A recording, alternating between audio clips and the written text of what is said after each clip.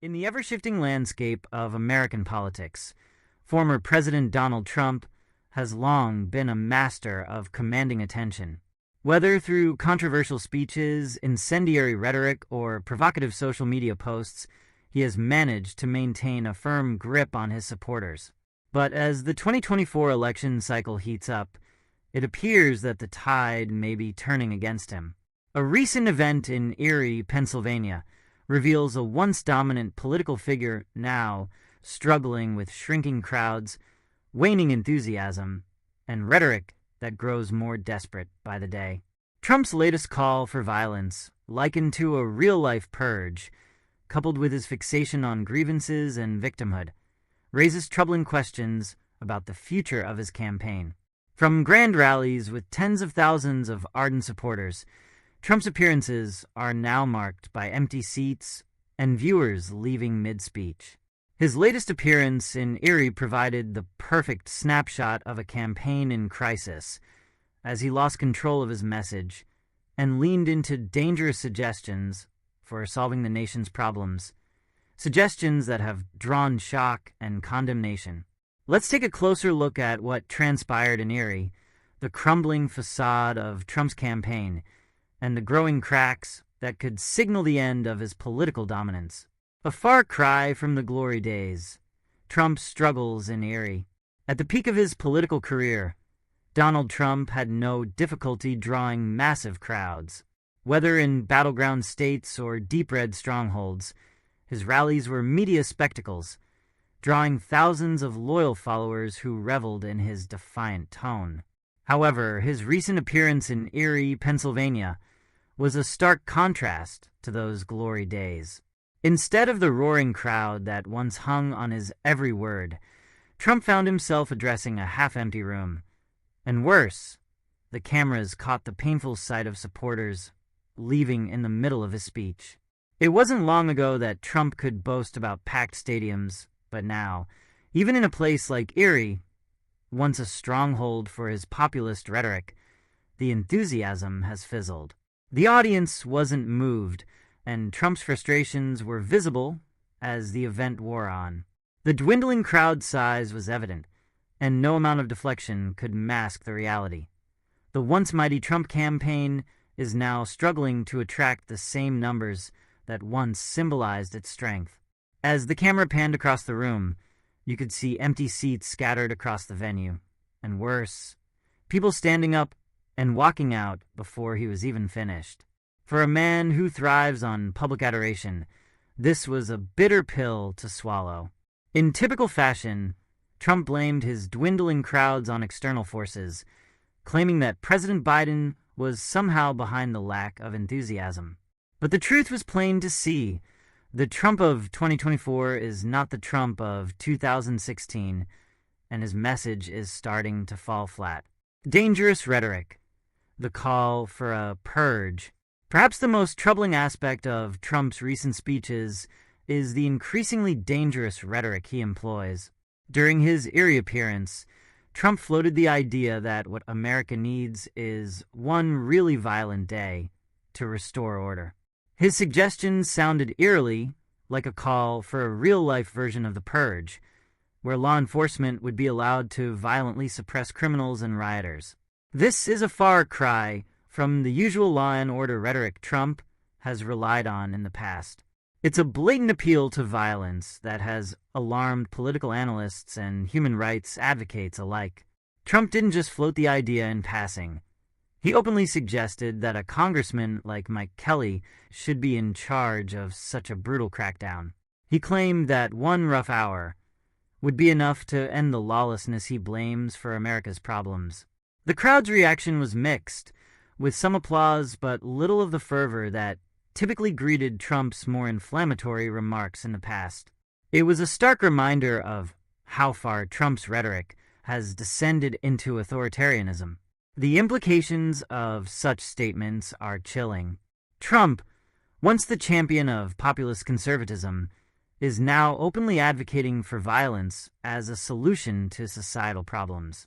This type of rhetoric is not only reckless, but also highly dangerous, especially in a country that has seen a rise in political violence over the past several years. It raises serious questions about how far Trump is willing to go in his bid to regain power, and whether his supporters will follow him down this dark path. It's not just the crowd sizes that should concern Trump. His entire campaign seems to be running on fumes. Gone are the grand promises of making America great again, replaced by a defensive posture that blames everyone else for his problems. Whether it's the Biden administration, the media, or his political opponents, Trump is quick to cast himself as the victim.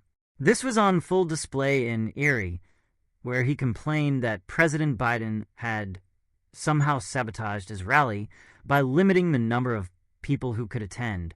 This victimhood complex is not new for Trump, but it has taken on a new intensity in recent months. Instead of focusing on policy or offering a vision for the future, Trump's speeches are now dominated by grievances. He complains about his legal troubles, the media's treatment of him, and the supposed deep state that is working to bring him down. His rhetoric is filled with references to conspiracies and shadowy forces that are supposedly conspiring to prevent his return to the White House. Even more troubling is Trump's growing fixation on religious language. In a recent social media post, he quoted a prayer invoking Saint Michael the Archangel to defend against the wickedness and snares of the devil. While religious references are not uncommon in American politics, Trump's use of apocalyptic language is alarming. He frames the upcoming election as a battle between good and evil, casting himself as the defender of righteousness and his opponents as agents of darkness. This type of rhetoric is designed to stoke fear and division, further polarizing an already divided electorate. Legal troubles and financial strains. Trump's legal woes are another major factor weighing down his campaign. From multiple criminal indictments to civil lawsuits, the former president is facing an unprecedented level of legal scrutiny. His legal team, led by Alina Habba, is working overtime to defend him in court, but the mounting costs are clearly taking their toll. Trump has reportedly spent millions on legal fees, and his campaign is constantly begging for donations to help cover the costs. Emails from Trump's campaign, signed by Habba, have become increasingly desperate in tone. Supporters are bombarded with pleas for money, often framed in dramatic language. One email from Habba reportedly begged supporters to please give us money with a cherry on top. It's a far cry from the confident fundraising operation that once powered Trump's campaigns. Now, it seems like the campaign is running on financial fumes, relying on small-dollar donations to keep the legal defense fund afloat. Kamala Harris's rise and the border security debate. While Trump flounders, his political opponents are gaining ground. Vice President Kamala Harris, in particular, has emerged as a formidable challenger to Trump's chaotic style. In a recent speech in Arizona, Harris laid out a detailed plan for border security, contrasting her policy-driven approach with Trump's fixation on chaos and fear-mongering. Harris's speech was a direct rebuke to Trump's handling of immigration during his presidency. She pointed out that Trump had killed a bipartisan border security bill that could have provided much-needed resources to secure the southern border. Harris highlighted the fact that Trump preferred to use immigration as a political weapon rather than actually solving the problem.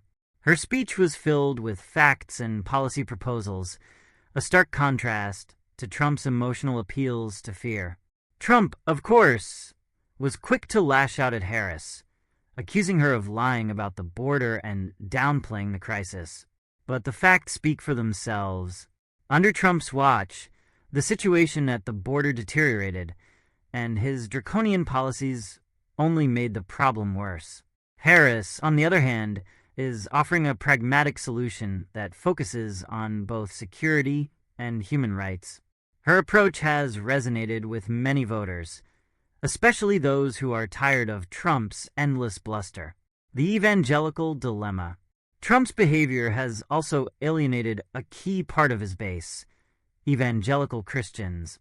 While many evangelical leaders supported Trump in 2016 and 2020, a growing number are now turning their backs on him. A group called Evangelicals for Harris has emerged, highlighting Trump's moral failings and urging Christians to support a candidate who embodies Christian values.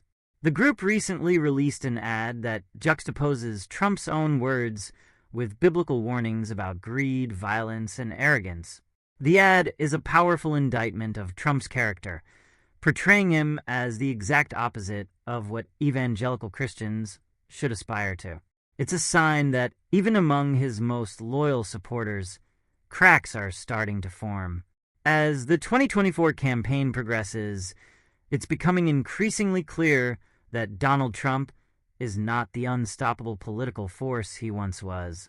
His crowds are shrinking, his rhetoric is growing more desperate, and his campaign is struggling to stay afloat financially.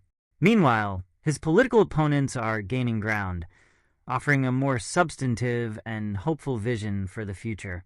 Trump's latest call for violence in Erie, Pennsylvania, should be a wake-up call for anyone who still believes he can lead the country.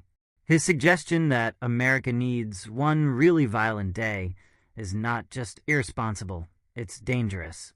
As his campaign continues to unravel, one can only hope that the American people will reject this dangerous rhetoric and choose a path of unity, stability, and progress. In the end, Trump's meltdown in Erie may be remembered as the moment when his campaign truly began to crumble.